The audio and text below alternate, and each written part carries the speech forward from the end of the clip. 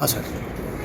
હાલની પ્રવર્તમાન વૈશ્વિક સ્થિતિને ધ્યાનમાં રાખીને ministry of petroleum and natural gas દ્વારા ગઈકાલે એક સૂચનાઓ પ્રસિદ્ધ કરવામાં આવેલી હતી અને એમના અંતર્ગત રાજ્ય સરકારે પણ સૂચનાઓ પ્રસિદ્ધ કરેલી હતી.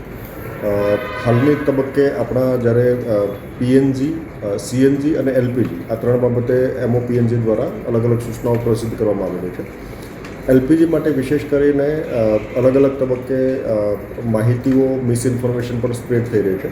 આ તબક્કે વિશેષ આપણે આ ત્રણેય કંપની જે ઓઇલ માર્કેટિંગ કંપનીઓ છે એમના આઈઓસીએલ, બીપીસીએલ અને એચપીસીએલ એમના રિપ્રેઝેન્ટેટિવ સાથે આજે મિટિંગ પણ કરી અને મિટિંગની અંદર એમના સ્ટોક પોઝિશન વિશે ચર્ચા પણ કરી.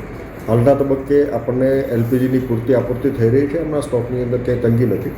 માત્ર ઘરેલું વપરાશ માટે આપણે પ્રાથમિકતા આપવાની છે. સાથોસાથ દરેક કન્ઝ્યુમરને આપણે 25 દિવસના અંતરાલ ઉપર સ્ટોક પ્રોવાઈડ કરીશું. ઓનલાઈન રજિસ્ટ્રેશન કરાવવું જરૂરી છે, એટલે આ કિસ્સાની અંદર ઓનલાઈન રજિસ્ટ્રેશન પણ કરાવડાવો.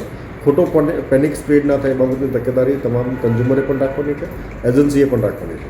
મીડિયા મારફતે પણ લોકો સુધી સાચી માહિતી પહોંચે એ દિશાના પ્રયત્નો પણ કરવાના છે.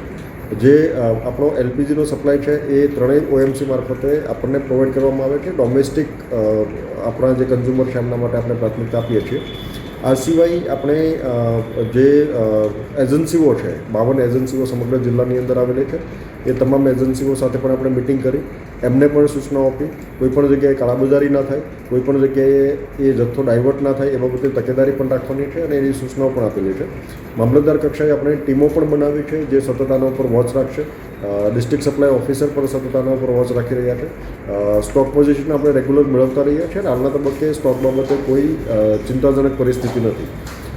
વિશેષ કરીને મામલતદારની ટીમ સતત આમાં મોનિટરિંગ કરશે. ફિલ્ડની અંદર કોઈ પણ પ્રશ્ન હશે તો એ આપણને ધ્યાન પણ દોરશે. સાથોસાથ આપણે એમનો રેગ્યુલર ફિલ્ડના ડેટા પણ આપણને મળતા રહેશે, જેથી કરીને કોઈ અન્ય સ્થળે પિલફરેજ થતું હોય અથવા તો બ્લેક માર્કેટિંગ થતું હોય તો આપણા ધ્યાનમાં આવે અને એમને આપણે જે વિવિધ કાયદાઓ છે એમના અંતર્ગત સખ્ત કાર્યવાહી પણ કરીશું. આની સાથોસાથ આપણા જે કોમર્શિયલ સપ્લાય છે, કોમર્શિયલ સપ્લાયની અંદર મર્યાદિત જથ્થો ઉપલબ્ધ છે, એટલે એમની અંદર પણ આપણે પ્રાથમિકતાઓ નક્કી કરીએ છીએ અને પ્રાથમિકતાઓ મુજબની ભલામણ પણ આપણે અત્રેથી કરીશું. એના પછી એમનો સપ્લાય પૂર્વવત કરવાની દિશાના પ્રયત્નો પણ હાથ ધરવામાં આવશે. પણ હાલના તબક્કે ઘરેલું વપરાશ માટે કોઈ સ્ટોકની પ્રશ્ન પણ નથી અને એ બાબતે કોઈ કન્ઝ્યુમરને ચિંતા કરવાની પણ આવશ્યકતા નથી. સમગ્ર જિલ્લાની અંદર આ પરિસ્થિતિને પહોંચી વળવા માટે તંત્ર સક્ષમ છે અને આપણી સમગ્ર ટીમ આ બાબતે સતત વોચફુલ છે.